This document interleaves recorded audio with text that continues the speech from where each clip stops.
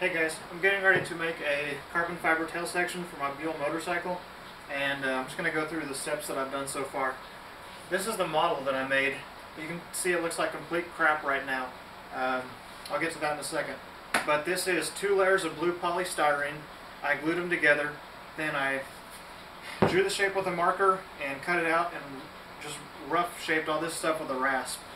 And the rough shaping part was real quick. I got it done in about a half a day.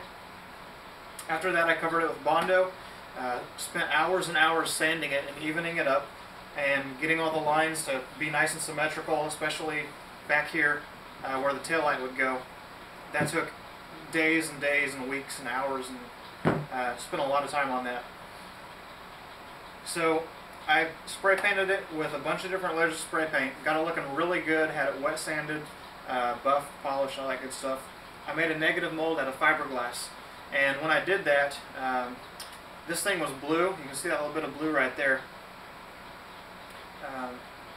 Now, when you're making a mold out of fiberglass, of course the fiberglass resin, the stuff they sell at O'Reilly's or Home Depot or wherever, that stuff heats up a lot during the curing process. And you can see this charcoal layer right here. This charcoal spray paint was a real cheap spray paint, and it delaminated. And when I made this mold in 2 halves. When I pulled the mold apart, the top 3 layers of spray paint delaminated onto the mold instead of staying on here. That's why this looks like crap. Now I use this line that cuts halfway through the model. I use that as a parting line, and it cut down to the bottom, and used this line up front. And so the mold, of course, was in 2 halves. This is the top half. And then there's also a collar that I made. You know, I'm going to use this mold for multiple things, and rather than have to make a new mold, I came up with this collar idea. Now, whenever you're making a positive or a male mold, you always want a good relief angle or an edge, a border around the part that you're making, because as you're laying up the layers of composite, you need to have a nice clean edge that you can come back and cut off later. And you can see where the flange is. The parting line, of course, is right down the middle of that flange.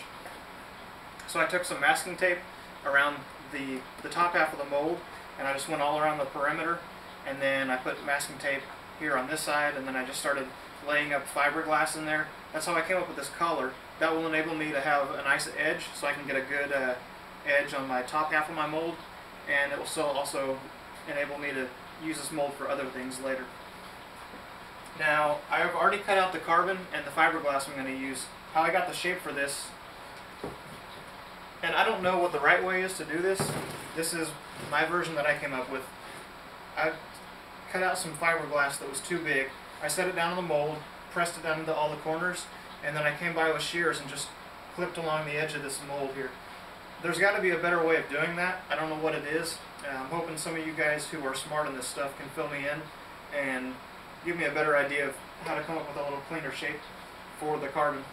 Because I took that fiberglass and I just laid it on top of the carbon and just cut around the shape of the fiberglass piece I'd cut out. So I'm getting ready to do a wet layup here, and then I'm going to hook up my little vacuum system that I put together, and this will be my initial vacuum process. So we'll see how it turns out.